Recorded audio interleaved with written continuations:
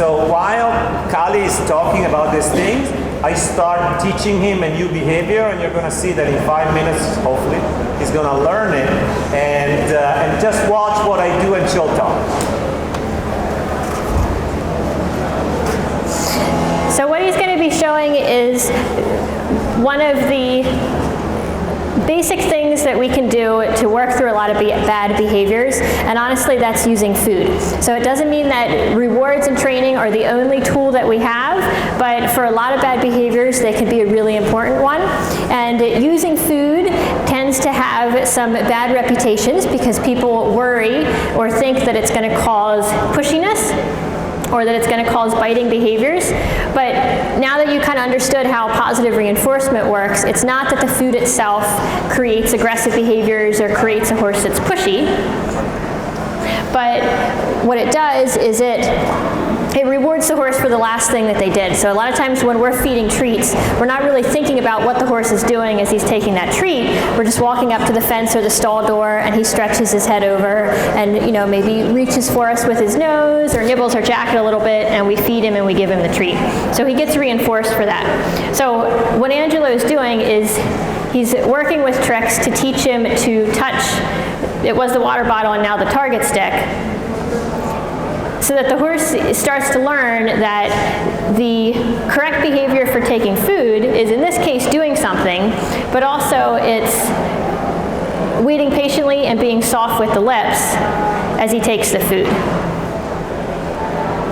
So this is one of the first steps, and this is an easy exercise for starting to understand how to use positive reinforcement correctly and how to be aware of the behaviors, the things that the horse is doing right before he takes that treat, so that you can use it in situations like at your mounting block, or you can use it at teaching a horse to stand still and reward that without accidentally creating a horse that gets bitey or that gets too pushy. So specifically what he's doing with the exercise is he started with his hand with the food really close to the target. And basically tricks would accidentally touch the target, and then he would open his hand and get the food. And that started to create an association between the target and the reward. So now what he can start to do is, as you can see, he has the food back and he's waiting until he touches, and then he gives him the reward. And eventually, this specifically is an exercise that you can do to teach your horse a variety of different things. And a lot of times when we're looking at correcting a bad behavior, it's actually much better to focus on what we want the horse to do instead. So we talked about the difference, or Angelo talked about the difference between using positive or negative reinforcement, using rewards or using release of pressure, versus using a punishment and all the ripple effects that can come with if we focus on punishments. And if we're focusing on the bad behavior, if we focus on don't kick or don't move around, we're going to be a lot more likely to end up punishing, even if that's not our intention, where when we focus on what we want the horse to do instead, then we can more easily reward it or release on it. So now, as you can see, I'm using, it's called what I said, negative punishment. So I don't want him to come to nip me, to come into my space, as you call it. So when he comes for the food into me, I remove myself and I taught him a behavior that is actually triggering the food. And you've seen under your eyes the speed in which he has learned it, this behavior. So imagine, project this one to you making twice the same mistake, and that's how they learn in his case, I played him with food, so he came too much into my space, and so he thinks that that's the behavior that reward him, so it will take a little while for me to say, no, this is not, this is yes.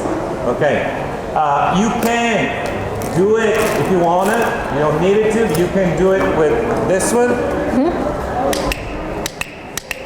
Okay, so that one will actually speed up a little bit your process because you can really do it at the right time. So even if I'm a little slow with the food, I can click at the right time. If they're who had the horse that was bad at the cross tie or something that was point, so you can be far from the horse, and when she's all fit from the ground and it's the behavior that you want to reward, you just click that. Okay, now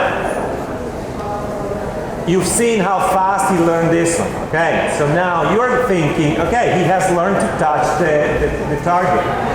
No, he has learned to touch the target here.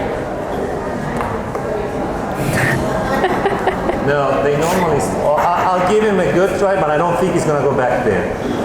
He smelled it for investigative behavior. That's called investigative behavior. There you go. Okay, so can you go ahead? So this is generalization, and we human are quick to generalize. For them, it's difficult. So most of the problem here happens because you thought that they knew something, you generalized faster, and the horse got lost and picked up something wrong. How do you do it? So for this example, and this is what we have to do for anything. I keep forgetting that I have a target today. This is a fancy target that Kali made.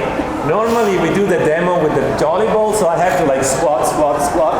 That's why they invented this one, because you don't have to do that one. You actually use the target. Someone else has been conditioned. Yes. See, and then with the target, you go ahead. So what he's doing is in training what's called shaping, and it basically just means that it's taking what we want and it's breaking it into smaller steps. So instead of expecting tricks to make the connection between touching the target here and then touching it all the way there on the ground, he's just gradually taking it lower. And it's the same idea when we're working through a bad behavior. I'm going to keep coming back to just kind of stay on the mounting block example, is if we have a horse that's fidgety at the mounting block, instead of expecting them to stand still for the entire process right away, we can have them come up and stand still for 5 seconds and then walk off. Reward that and then walk off, and then come up and stand for 10 seconds. And then continue standing while the person moves around them, and then while the person climbs on the mounting block, and then when the person puts their foot in the stirrup. So it's the idea of shaping and just always breaking down what we want the horse to do in the situation where we have a bad behavior, breaking it down into smaller steps.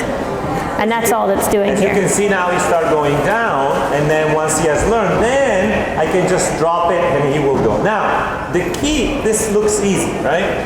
Why can't we do it? The key is timing. Okay. When this one touches the ground, I want you all clap, which tells me that you have the right time. Ready? Okay. It was like clap. Again.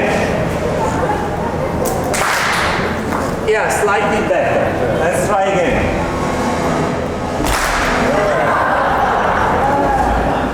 Okay, you just taught me to kick. You just taught me to pop. You just taught me to be aggressive.